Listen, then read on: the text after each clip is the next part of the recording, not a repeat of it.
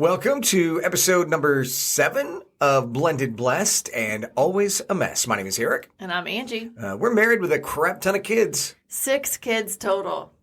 I have 3. And I have 3. And our show's about being blended, blessed, and our always a mess life. It's always crazy.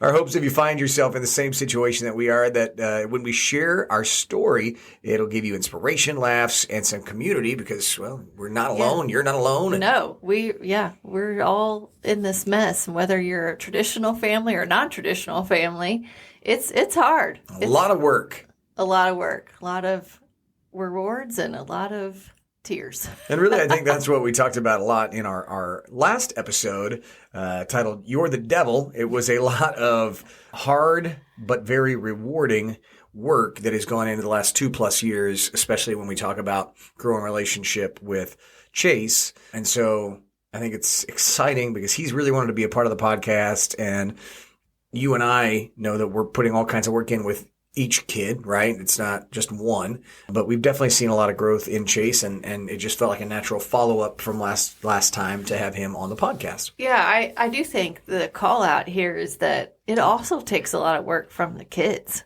They are also putting in a lot of work around building out this blended family. And so it really is not just Aric and I doing it all. They're all kind of leaning in and wanting to build those relationships. And everybody, it's like any relationship you have at work or whatever, you got to have the team buy-in, right? And every kid's buying in at a different point, depending on where they're at. So I think that's definitely, it's a great point that you make, is that it's not just me and you. Like, we can put all this work in, but if we don't make the connection with each child individually, then it doesn't work out because they're not buying back into it. Right. Yeah. Right. It's a team sport. It's blended, it's blessed, it's always a mess. So yeah, we shared a lot last time on our perspective, but we thought it'd be good for Chace to kind of share his perspective on this, the hurricane we were in. The storm that really was a hurricane. And his name was Chace. Yes, it was Hurricane Chace. And we made it through that category F5, or whatever they call them. Category 5, Hurricane Chace. Chace, it's great to have you join us here in the studio today. Obviously, our relationship is kind of why this podcast, or this part of the podcast, is where it is that, it started off and it was difficult at times, but I feel like over the last couple of years, like we've really, like I said in the last podcast, like we're buddies now. Like, you're one of my very best friends, and we've worked really hard to get to that place. So with that being said, what do you think was when we first started hanging out, and your mom and I first started dating, what were the hard things that you were going through at that point? The hardest part for me was probably that there was 3 kids, and there's 2 girls, and there's 1 boy. And I'm obviously the boy, and there's letting a new man into the home. And because I was kind of the man in the house for pretty much my whole life after my parents got divorced. And it was probably the hardest part, was just letting a new man in the house and knowing that there's just another man in control, and letting new people in your house or home environment is a lot harder than what you think. And even then, you were 10, right? But people don't understand, to a 10-year-old, that's a really big role. I don't think that I necessarily understood when we started dating that you felt so strongly about being the man of the house. And so, yeah, there were some obviously initial clashes in style there. And I think one of the hardest parts was probably like someone I didn't want, like, one, for my mom to get hurt, like, by, like, physically and mentally. Because, like, I was pretty protective. I was just kind of afraid to, like, have a stranger come to the house, and, like, he is... Did I give off stranger vibes? Man. I mean, the photos he kind of shared were a little bit scary, not gonna lie. Oh, that's funny. Well, so how did you kind of work through that? What was it like for you and me, do you think, to work through some of those things, and maybe some turning points where you started to feel like you and I could connect over some things? Well, I think the first part, the thing that made it really hard, is the fact that the first day I meet you, I lost to Uno battle. But other than that... What was the battle? Uno.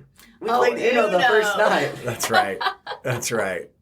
Uno was good, and I won. And really, that should have been like kind of like a precursor for what your life was going to be like. I was going to start winning at a lot of things, I guess. Had full control, pretty much. After that, I knew my life was probably going to be a mess for a second.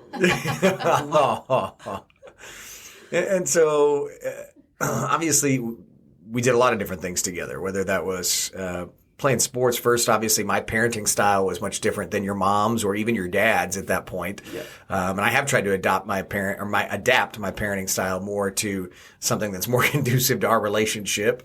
Have you noticed that? And if so, what would you say a change has been in that regard? Like a change in your parenting was probably that the fact that you always resorted to raising your voice helped everything, which not the case. Raising your voice just makes everything worse because it makes the kids frightened. In my case, it made me scared. Yeah.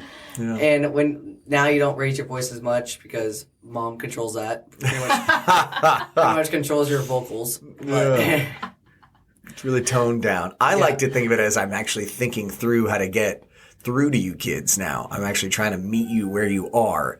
And so for me, yes, before I had one way of doing things, and that was my way because I was the man and that was the right way. And so I just got louder to get it done. But I realized that doesn't necessarily work with every kid. And so when there are 6 of them, you have to treat them differently. And so for you, I have found that you're such a deep thinker that usually when something's bothering you, it's actually something bigger and deeper. And so I feel like I try to ask you more questions to get to the bottom of what's actually bothering you. And you may not know in that moment, but usually within a short period of time, you can come back to me now and we can talk about those things. Do you feel that way? I do feel that way because, like, at the start, I just didn't want to say anything to you because I obviously did not know you. And I just, like, now I feel more comfortable and more, like, safe to talk to you than what it did at the start. Yeah.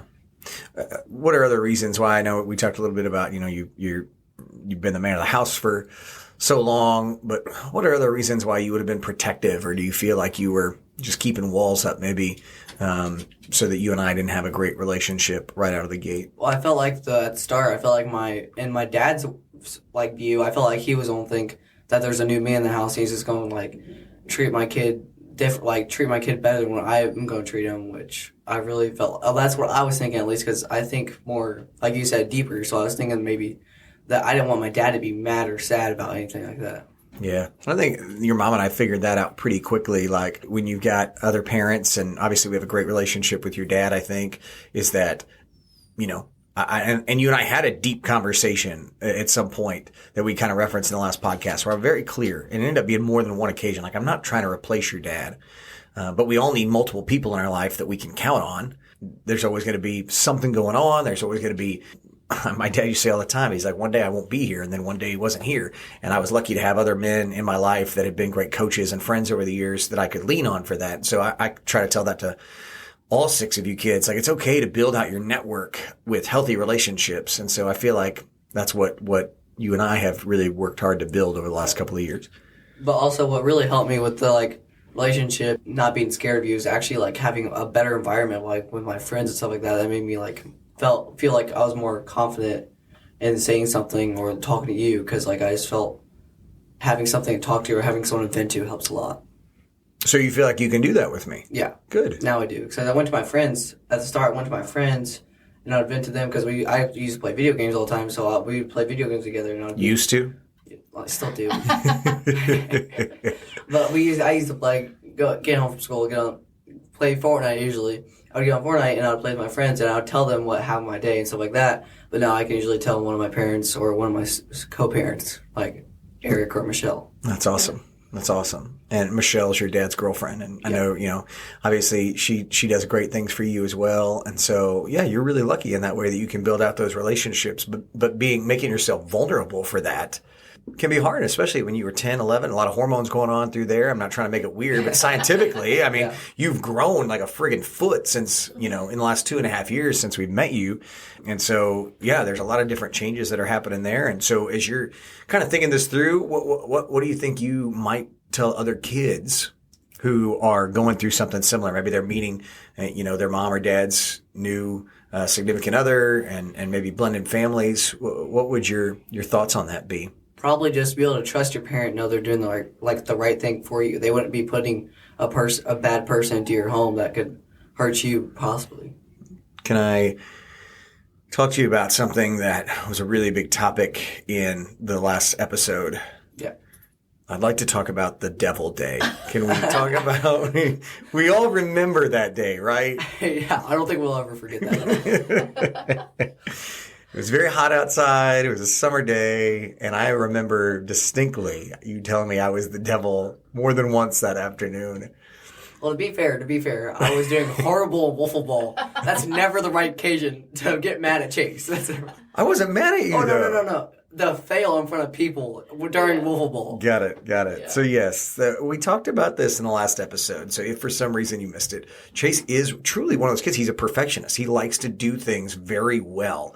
And so, sometimes team sports, that can be difficult because it feels like if he lets somebody down, then he gets really angry at himself. So, I do feel like you really worked at that and gotten way better over the last couple of years. But do you remember it all, like, in that moment, like, what was going through your mind? How did you get so upset? How did the devil, I mean, was that you just trying to like hurt me with the worst thing possible? Because we'd been together like 6 months at that point where you and I had been spending time together, maybe even 7 or 8 months. So I really felt like, when we talk to other folks, we're like, hey, give it time. It's going to take time. I mean, at this point, we were 6, 7, 8 months in and I'm still the devil at that point in time. So what were you thinking that day? Well, I think you guys figured out pretty soon, or when I got mad, I'd say things I didn't mean, and afterwards or later that night or the next day, I would say like sorry, or my mom would force me to apologize. But that's a different occasion. But I think it all started when I got mad because I struck out wiffle ball and I threw my bat down or something. I think that's what I did. I threw my bat, and then you told me to go sit down by my mom, and I sat behind her chair. I don't remember what you must have said. I think you said something to me. I was asking you for just 5 minutes of your time to teach you how to swing a little better. Yeah, you asked for 5 minutes, and then I blurted out, "No, I said you're the devil" or something like that. And then my mom got a little angry, but I think they all got angry. All I heard was after that, everyone just gasped. Yeah. You don't hear you were the devil all the time, so I think we were all a little bit surprised. Are there any other like moments? So obviously playing sports was a big thing. Like I feel like, now that you and I have done that for the last several years, and you continue to get more and more into your physical fitness, which is, you're incredibly built for a 13-year-old kid. Do you feel like us hanging out together has built some confidence in you in lots of different ways? I just see you changing in so many positive ways. Yeah, you kind of got to figure out like what bond you have with the other parent. Like what you guys can bond on, and kind of the start of that was with me and Aric going to the gym when we went to the gym first time. He kind of showed me a way around the gym and how to do machines and stuff like that. And I worked out with him for a while, and then I was like, no, I want to go on my own because I thought I could do better things. But from then that standpoint, like now you're playing. We went from a kid when I met you, all you did was skateboard. Like you had quit all the other sports, and now you're doing baseball and you're doing wrestling and you're running track and you're playing football and I've seen you grow your friend circle even. So, I mean, do you have thoughts on how, just like the small things from us initially playing baseball and going to the gym has led you into all these other really cool experiences that you do now? Yeah, kind of like sports is a really good way to bond on something because like sports is just like something we can all agree on. There's no way to really argue with it unless you're like the Chiefs and your friend likes the Patriots. That's a big argument. But like, it's kind of like poor friend. The sports kind of, yeah. Sports kind of bonded us. You obviously and your family obviously like baseball a lot, and I really didn't know baseball a whole lot. And you guys kind of like introduced that to me, and then we found a way to meet each other in the middle and just to learn about it together. Mainly me learning about it because I really didn't know a whole lot about baseball. Yeah, you're doing great. I mean, at all the different things. And now watching you even like start to run track is a really cool new thing to be excited about and a cool part of your journey. What do you think at this point you've learned about yourself? I kind of learned that like I figured out what triggers me and makes me mad, but I also figured out how to control things, which is really a big part of that. Getting mad is figuring out how to like control it and not be like what Carter and bury it deep down, but to actually be able to vent to people and be able to have a good environment that you can talk to, mainly like a good friend group or a good parents, and be able to like, or even go talk to your step parent. Like I didn't really talk to Erica that much when I got mad, which was kind of wasn't a very good idea. Even though I was mad at him, I could still talk at the ideas. I could still tell him why I was mad, and he can help himself on that. Yeah, no, I think you definitely have gotten to where you're sharing your feelings better. And, we too, I have really tried to start working with Carter even on that since he's made that comment. We've referenced it in the podcast. Like, you have to work on sharing these feelings. Cause he is 16 and a half and he buries stuff and we all know that's not super healthy either. So that kind of growth continues to be something for everybody to work on. Honey, you look like you wanted to say something. Yeah, I'm just sitting back enjoying this combo. No, Chase, I was just thinking about everything that you guys have been chatting about, and you have some great points of just around how you build confidence in yourself and work through your emotions.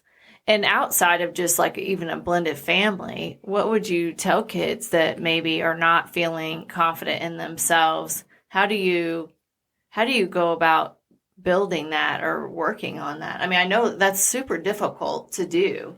I remember even whenever you guys first started going to the gym, there were some initial confidence struggles, I think, of just like, oh, I know how to use this equipment. And then you finally let Aric kind of show you now, yeah, you're owning it. You're going and doing your own thing. But even in that was also a whole process of just learning and getting that confidence to walk in a gym and go, I know how to use this equipment. So maybe share a little bit, like if you had a buddy that came to you and said, hey, I mean, if they're struggling with talking, they may not say this, but if you knew someone wasn't confident in themselves, how would you help them? Well, like, this is kind of a little different than what you're asking. What really helped me is that I got called like toothpick and stuff like that because I was really skinny in the arms, or mainly everywhere on my body I was really skinny. And like, you kind of got to figure out, like, if you want to like commit to something. For me, I didn't really talk to anyone a whole lot when I went to the gym a lot. I would just like kind of just disappeared and went to the gym and came back the next year for school, and I was built pretty good. But the way you can be like more confident is like you gotta be committed to what you want to get or more confident in. You just gotta like commit to yourself. Well, and I think, I don't know if you know this or not, but your mom had shared with me that you were dealing with kids saying those things about you, right? So one, I noticed like you never wore a t-shirt. Even when it was like 95, I found it to be super odd. And I mentioned it to your mom. Why won't Chace wear a t-shirt? And she's like, he's self-conscious because kids tell him he's got toothpick for arms and this, that, or the other. In that moment, it seemed like an opportunity for us to work together to get you involved and engaged at the gym, at a more deeper level so that you would have that self-confidence. And now look at you. Here you are. That's how parents work. He's definitely confident. Yes. I mean, he doesn't see a mirror now that he doesn't stop and flex in. But that's okay. I mean, I didn't look that like you do when I was 13 years old. I mean, I'm really impressed with how hard you've worked at it. But you're right. You took something that people were saying about you that you didn't like, and you turned it into a positive for you, a very healthy thing for you. Yeah, you kind of got to succeed in silence. Like, you got to go. You get that from your mother. That is coming from your mom. They high five each other. You kind of gotta like. I just went to my problem is that people would say something to me and I would keep saying, and then I would end up losing friends over that. And it was a big mistake. If you don't say anything, say like in my situation, people just call me toothpicks. And the next year I came back and I was pretty cut. My muscles were pretty big. I mean, they're bigger now because I go to the gym, but like. You just gotta like I said, you gotta succeed in silence. You gotta figure out like what you can do to make yourself better and more confident and be able to go like I can now walk into the gym and feel completely fine about myself. Or if you just gotta make goals for yourself, but don't make goals to where you can only make it in a decade or two. Make goals to where you can achieve in the next month. This kid is nothing like the kid that I met 2.5 years ago, talking about goals and all the things that he's doing. And, not only that, I mean, you have family members that notice it. Like you have, the 6 siblings, and they will say from time to time when they spend some time around Chace, like, I can't believe how much more mature that he has gotten. And I think that's a super big compliment, Chace, is for you to just understand that it's not just, you're putting all this hard work in silence, but people are noticing.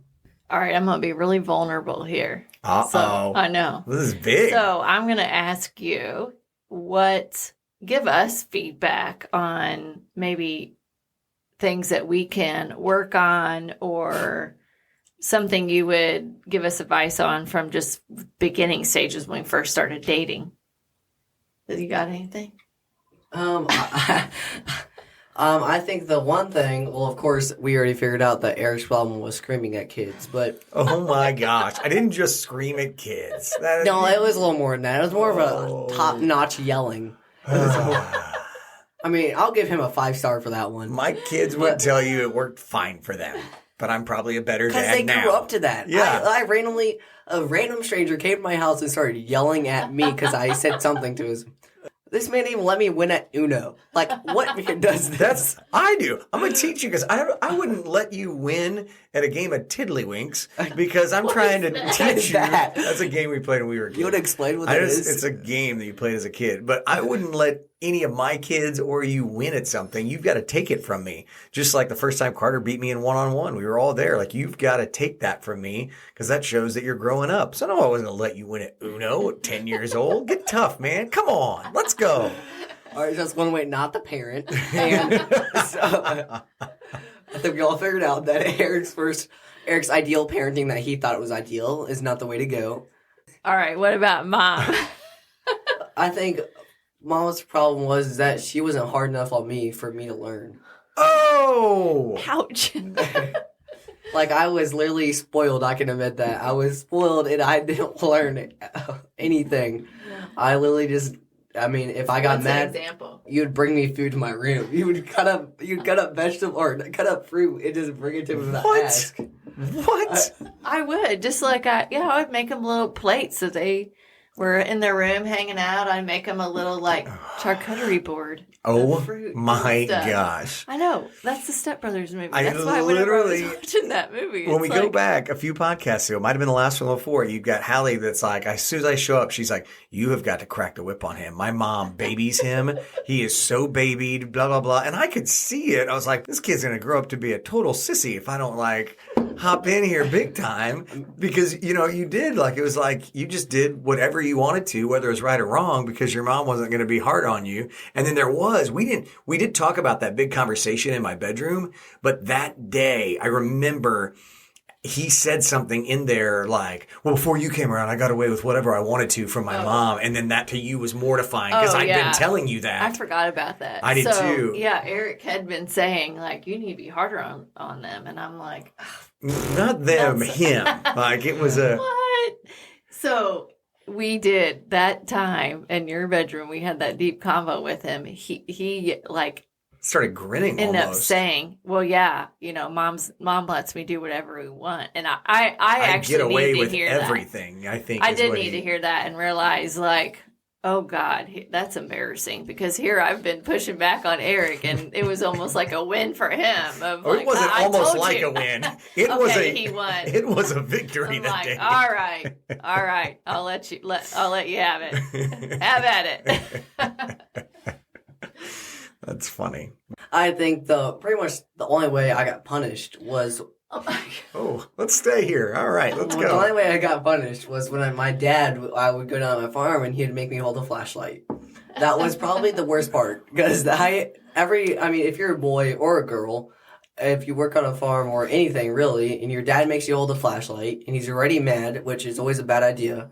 It's always the worst yelling you'll get. It just means so much more coming from your parents. My dad used to make me hold the flashlight when he was working on his truck or a van, whatever it was, and it was the worst. As a kid, those memes that are out there, like if you ever held a flashlight for your dad, you know how bad this is, and that's 100% accurate for sure. I do think while I'm sitting here thinking about this is probably another topic, but maybe it's a question for our audience too, though. From a blended family perspective, I'm wondering how many parents out there also struggle with disciplining their kids hardcore when you don't have them all the time. I think that was hard for me. Okay, if you don't have your kids for a couple of days and you get them back, you don't want to like come in hard at them either. And it's like you're just like, he's laughing at me. No, I'm laughing at the situation. But you know what I mean? Like, it's like you don't have them all the time. And maybe it's especially mom, like if you have mom guilt, right? And you feel bad getting onto your kids. And then if you don't have them all the time, then that makes it even harder. And I know this is the opposite. He's dying to say something. This is the opposite, that I would get my kids back like, well, now I got to straighten them out. because they have been getting babied at their mom's house for X amount of days. So now I got to go hardcore and get this ship back in line. This ship's got to be heading in the right direction again. So just you and I keep joking. One of the podcast episodes is going to be about our opposites. And that was definitely an opposite. Like you wanted to maximize. You didn't want there to be any bad things happening when you had your kids because of the time you'd already lost. And I was more like, I've got to fix this because of the time I've lost with my kids, that I wasn't there every day to make sure things were going exactly the way we wanted. What do you value or think is important for you in the friendship that I call it a friendship at this point, because I really do love being around you and sharing things with you. What are your thoughts? I think, well, one, it's important to have someone you can trust, because in my situation, for what I value in our relationship, I value that I think it's important to us as us bonding is when I'm go to school and stuff like that, and I come back from practice or whatever, I'm able to come home to someone I trust and be able to tell them about my day and stuff like that without you being if I got in trouble at school, without you being well, you should have done this better or stuff like that. You just actually we work through situations together better than what some bonds do. Yeah. One other thing that I know has, I think, changed since we met and for our whole family. But maybe you can speak to this a little bit. You know, I had always gone to the crossing, and then I started take your family, and now we pray and we go to church every week, and I see you in church singing. Do you want to talk at all about the fact that what you like about that aspect of your life that maybe you didn't have before? I think that I'm almost more if I'm down or something. Before I would get really mad at myself or for whatever. I would always think something's my fault. But then since going to crossing, stuff like that, I know everything happens for a reason and stuff like that. Like you coming to our life happened for a good reason. Or Michelle and stuff like that coming to our life happened for all good reasons. And I think that the crossing really helped us, our whole family, especially my mom and Summer and Hallie, all helped us on this situation when you came to our life. Awesome. Honey, you want to add anything? Well, when you're talking about the crossing, I don't know if you guys remember on that first podcast, it might have been the second one, we were talking about when we brought our kids together. And the very first time we all had dinner together, Aric started to pray. And Chace, I don't know if you remember this, but you started laughing, what is this guy doing?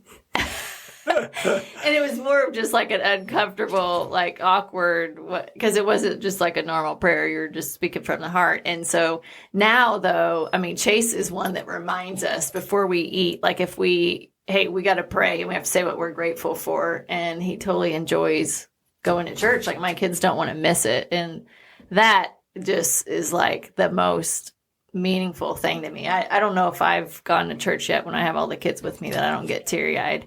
Mm-hmm. Seeing our whole family together. Today is actually Easter, and we were all in church together. And Aric and I both were teary-eyed throughout church, just seeing the power of God, bringing our family together. So it's pretty cool. There's this video we watched in church this morning, and it's you don't really think about it, but there's these videos where there was this guy and his mom went to prison and stuff like that, and when his mom left, he said his life just went to spiral, and then God came, and God really helped, made everything better and stuff like that, because going to church helped him a lot. And I think going to church and learning more about Jesus, because we prayed and stuff like that, and we went to Catholic church a few times, but the crossing really helped us, as a family together, helped us to bond more almost. And after church, because we do this thing after church where we're we all tell what we learned in church, and that makes us want to more focus so we don't get in trouble. But that was something we started to make sure the kids paid attention, but I think it's really worked out well long term. Yeah. And crossing really has almost every time they have good sermons, because everyone after church is always yeah, we like that sermon. But then also they have really good music, and in the music you learn a lot than just at a Catholic church where you cannot really understand what they're saying when they sing. If you're listening to this podcast and you are Catholic, we're not. Angie and I both grew up Catholic, but our kids definitely, they just kind of really took off, I guess I would say, spiritually when we started to go to the crossing. I feel like it's something where they do connect with the sermons, they do connect with the music, and then they're able to take it out into the world with other good Christian friends. When we went to Catholic churches, in St. Elizabeth when we lived there for a little bit, all I can remember from Catholic churches is me bringing my Hot Wheels and skateboards and playing on the benches. That's like all I remember. I want you to understand that would never have happened if I was there with you. I would have shut that down. I would have been like, you're going to sit up straight, you're going to kneel, you're going to do all the things. No, to be fair, I did kneel and stuff like that, but, I wasn't really the tallest at the time, so I really could not see over the when you kneel down on the little cushiony thing, I could not see over the bench in front of me. So there was no point in going down if I can't see anything. Well, I'm glad you don't need the Hot Wheels anymore now that we're well, those really do. I'm just kidding.